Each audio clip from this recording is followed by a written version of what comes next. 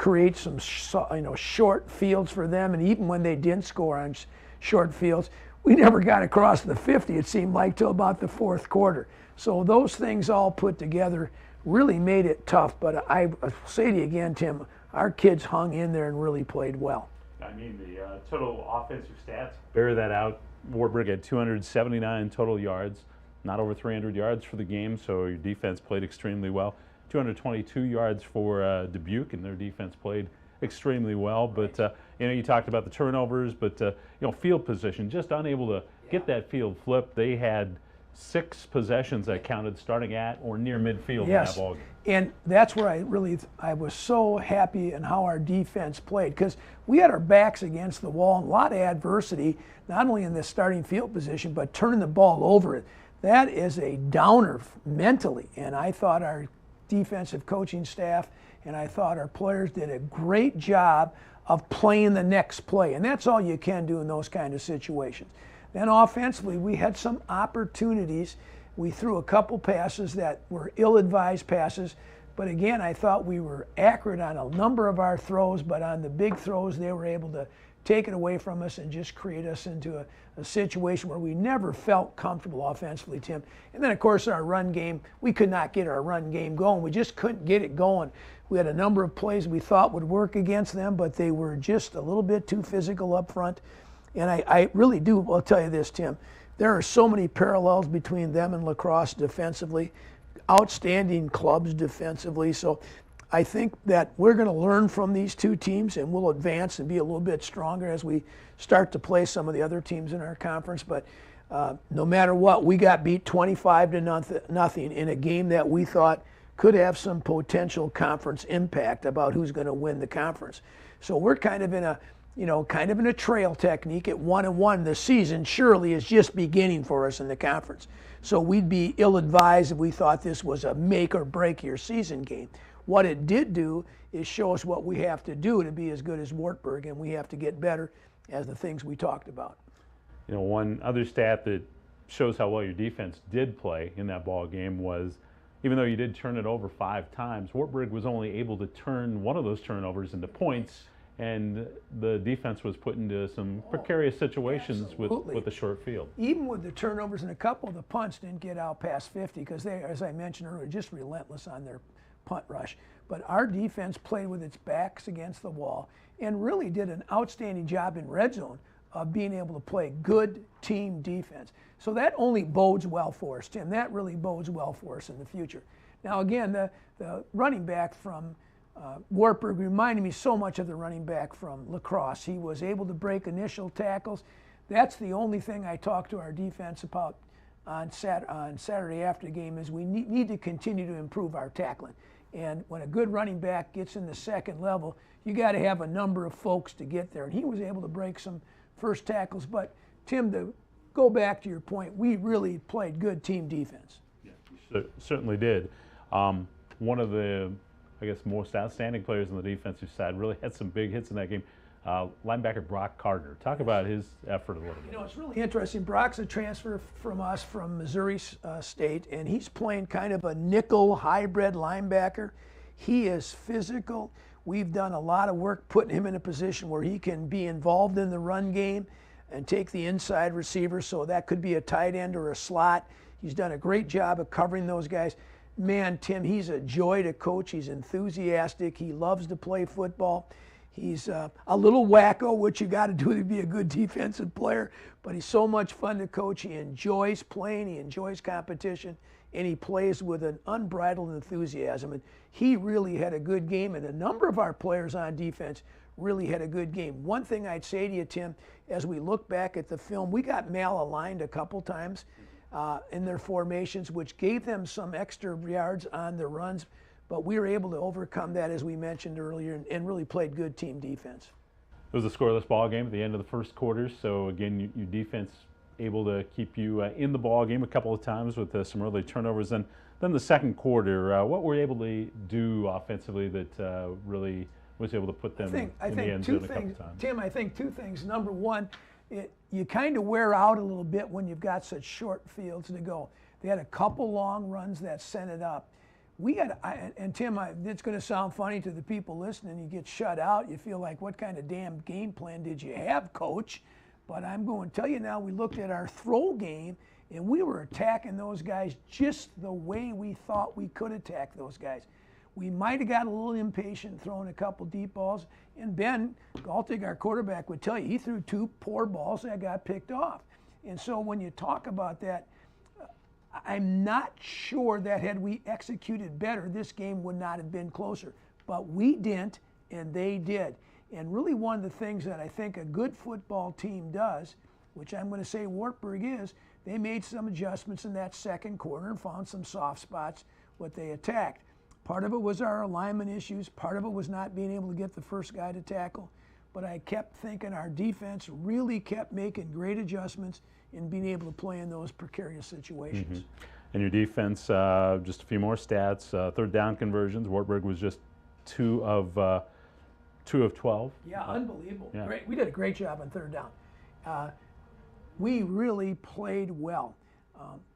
I think what we needed to do is offensively stay on the field a little bit longer and maybe get a chance to get a little bit more rhythm in our throw game. But Tim, I'm going to tell you now, the throw game is so dependent on protection as well as throwing and catching. And their front 4 was able to supply some pressure to our quarterback. I don't know how many sacks. Got 3, I think, was what they had. Both teams had 3. Both teams had 3 sacks. So I think that was part of the issue. But we just never felt comfortable in the pocket to execute a game plan down the field a little bit. Mm-hmm. You mentioned your punter, Connor Holla. He was under duress all day long, and he was able to get rid of those punts, which it was at least he didn't have any blocks. Whew. Let me tell you, before we got on the air, I was up on the board diagram for you guys what they were doing, and whoa. So they had a really good plan. We had a plan to negate their plan. They out-executed us, but Connor kept his poise. That's number 1, and was able to find a way to sneak some things because they had a couple guys come free and they just weren't able to block it. Yeah, that was a real important part of the game. And then also I thought on our kickoff return, we couldn't get out like we wanted to get out. We had a couple miscommunications. One, we were supposed to fair catch and get it at the 25, and we returned it to the 21. And one, we took out of our own end zone for opening first kick and only got out to the 17. We've got to get those things corrected in our kicking game. But we won't see another team that has that ferocious of a punt rush the rest of the year. We just won't. They do a great job of scheming, and they've got really good players on their punt rush team. Obviously, disappointing loss, but after the ball game, talk with your team, and you put it in perspective. It is a tough loss, but it is just one loss in conference play, and you play this Saturday to try to redeem that, get back over 500 in conference play, and you go from there. Yeah, one of the things is you get a little bit older, Tim, with me. First of all, I can't yell as long or as loud as I want to sometimes. So I have to kind of preface that a little bit. But I did tell the kids after the game, as I told them on Monday preparation, this is a big game. Make no doubt about it. You guys don't know how important this game is to me. Nobody does except me. I'm serious. Nobody understands the frustration that I have with not being able to beat Wartburg. Just that's what it is. But I did tell them it's game 1. We got game 5 coming up. You're 1-1. I don't know what's going to happen.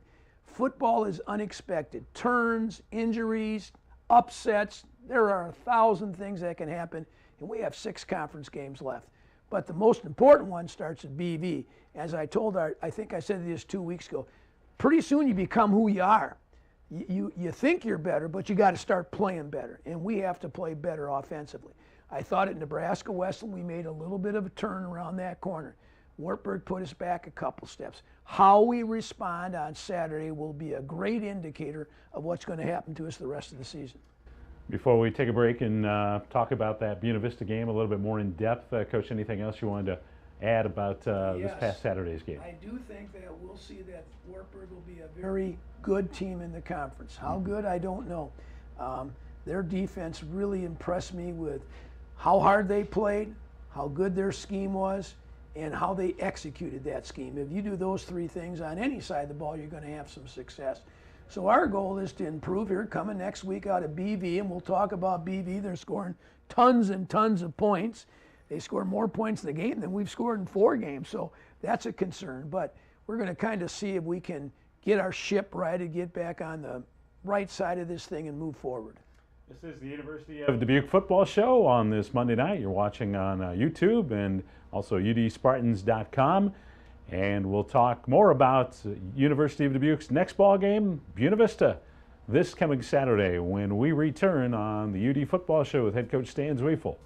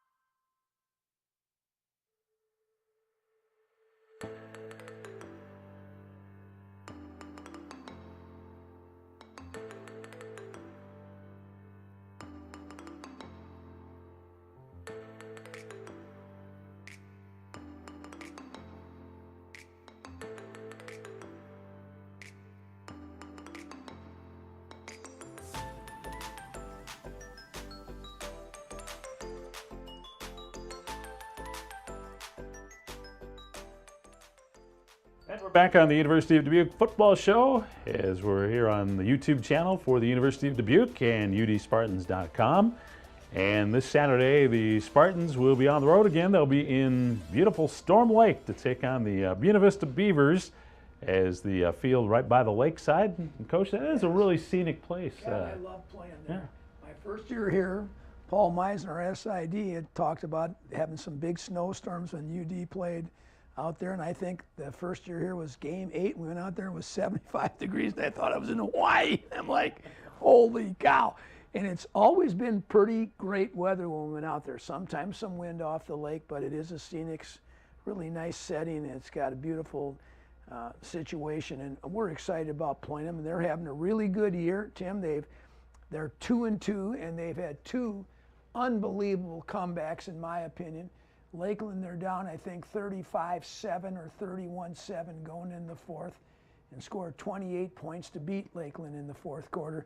And then last week, how do you explain a game where they score 101 points and there's 1,150 yards, and it's just like, what in the world? I had mentioned to you that after our game went so very quickly, and I had got a chance to come back in the office and was just looking at games and so forth, and I happened to pick them up, and there were so many points scored in the fourth quarter just up and down the field. And they've had those 2 comebacks do a lot for a team's confidence. Now, I mean, I'm telling you, that's a place where you're going to lose the game and they find a way to win. And that works remarkable on the team's confidence. So I think we're going to go playing a very confident team. They've scored a lot of points, as I've mentioned. Grant's done a great job since he's been out there. We've had some really competitive games, and we've been very fortunate to win a lot of those. But again, this will be a new Saturday for us. But we feel like we can match up with BV better than we matched up with Wartburg. You mentioned coming off that big win over Luther, 52-49, 534 yards. And what did you see in the fourth quarter of that ball game, other than like a tennis match? Yeah, it was. You know what you did see was two teams throwing the ball and making big plays. 64-yard touchdown pass, a 58-yard touchdown pass. Then Luther gets ahead by 3 points, and I think they're going to be playing prevent, and they run a stutter and go, goes for 64 yards. And it was really remarkable. And then I got a chance, obviously, to break down the game tape, as we did on Saturday after our game, Saturday evening and Sunday morning. We saw that they seemed to make some mistakes on defense. Both schools now did, and they just seemed to be able to exploit it when a team made a mistake. BV is very explosive offensively.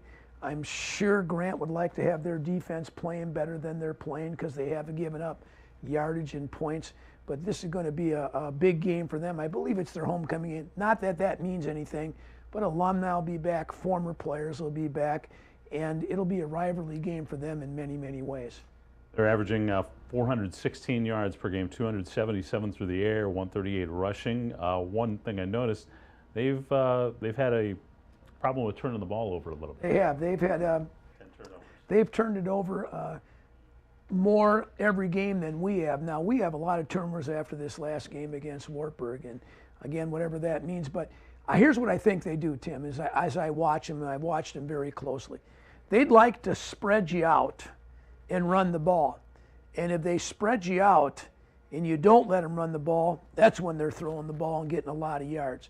Luther kept a +1 in the box against them, which prevented them from running as much as they wanted to, and thus they went to the air.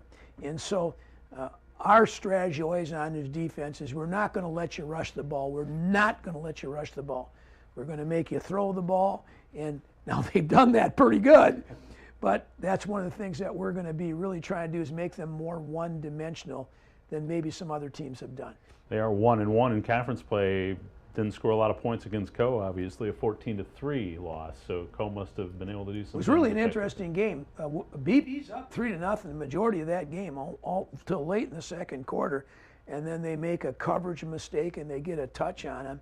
And it was a very physical game, and it was interesting because Co had the same thought process we have, is don't let them rush the ball. They'd like I said, they want to spread you out and rush the ball a little bit and be able to help their defense out. And so we've looked at all the games they've played. They beat Lakeland on that fourth quarter comeback, and then of course Luther we've talked about. But they've won that as a result of having just enough rushing yards to keep you honest. We want to make those guys one-dimensional. We want to make that quarterback throw it 45 times. We want to take the ball away from them and create some sacks and some interceptions. One of the big keys you're probably looking at as well is trying to get your offense confidence early in this one, like you enjoyed in the Nebraska Wesleyan game. There's a lot of similarities, us coming off lacrosse and us coming off Wartburg. First of all, Tim, I'll tell you, we're not as bad as football team as being shut out by Wartburg. We're just not.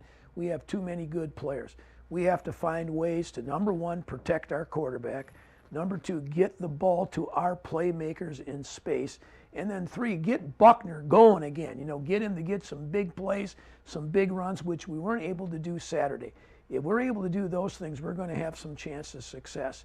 We're kind of, again, paring some things down our offense, trying to figure out what can our quarterback or quarterbacks do the best, but it all starts with protection. And this is an interesting defense, and Tim, you'll see this. They love to blitz. We've got them down between 72 and 78% of the time. They're bringing extra folks. So there's that, here we come, we're going to get a couple lost yardage plays, tackle for losses, sack the quarterback, do those kind of things. But also in that process, there's a chance to make a big play. And so we're really working on our protection schemes to be able to pick up the the kind of blitzes that they're going to bring and get a chance for us to have some one-on-one out in space. Another road trip for you as well. So yeah, what a schedule it's been early, you know. But this trip I enjoy. It's self-contained. We go and stay in a hotel where they feed you in the morning for breakfast.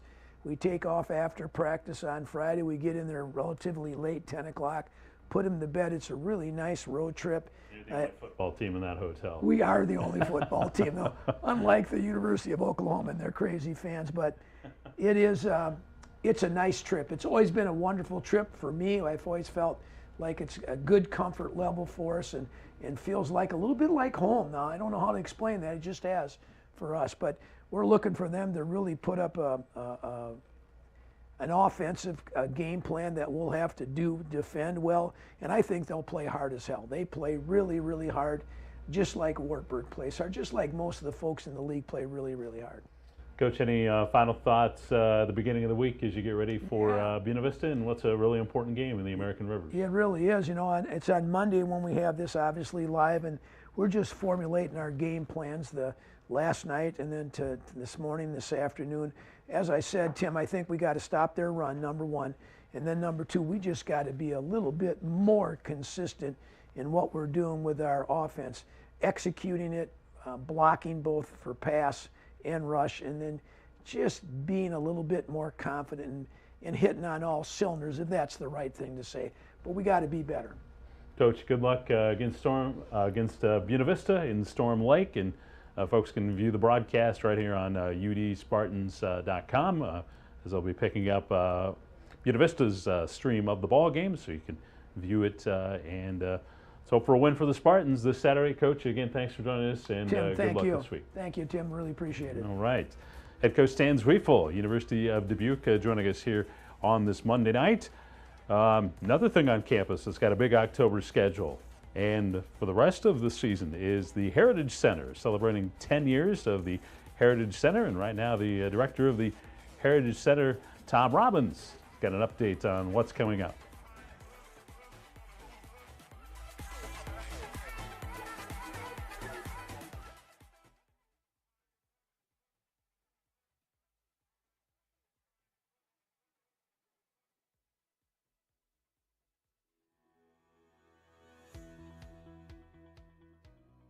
Hello, I'm Tom Robbins, Director of Heritage Center at the University of Dubuque, and we're so excited to be in the middle of our 10th anniversary season here. Hard to believe 10 years have already gone by, but this is our best season yet. And we're very excited about one particular event coming up on Tuesday, October 4th, and it's Matt V's Music of Neil Diamond, I Am, He Said. What's interesting about this show is it's the sons of Bobby V.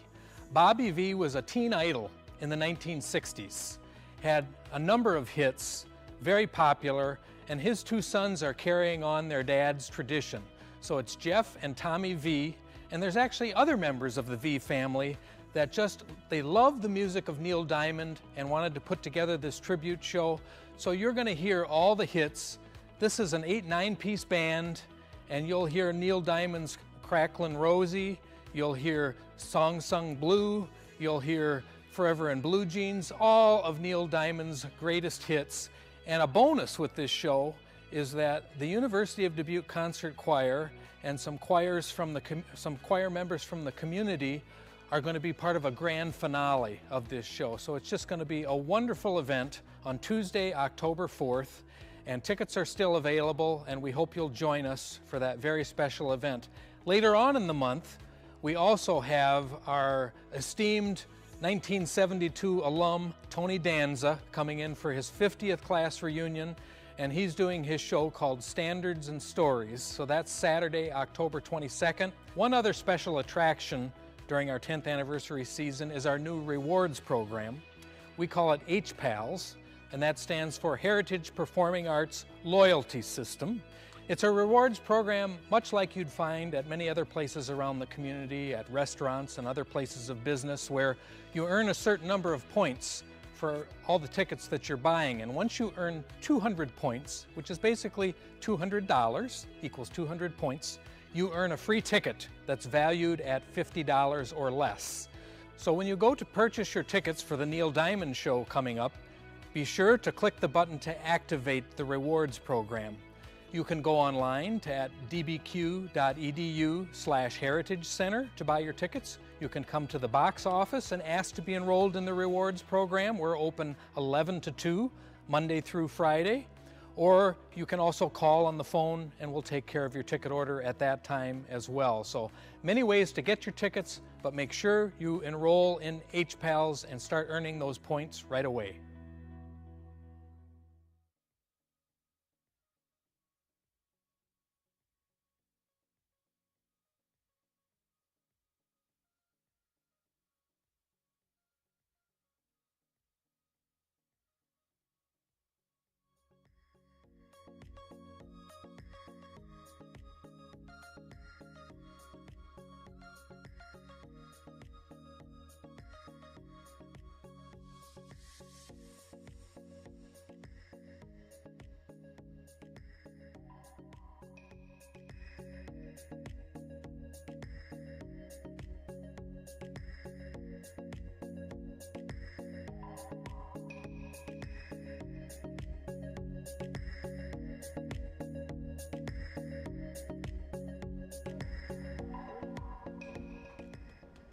And thanks to Tom Robbins from the Heritage Center with that update on what's going on coming up right here on the University of Dubuque campus. And that's going to wrap it up for our UD football show here on this Monday night.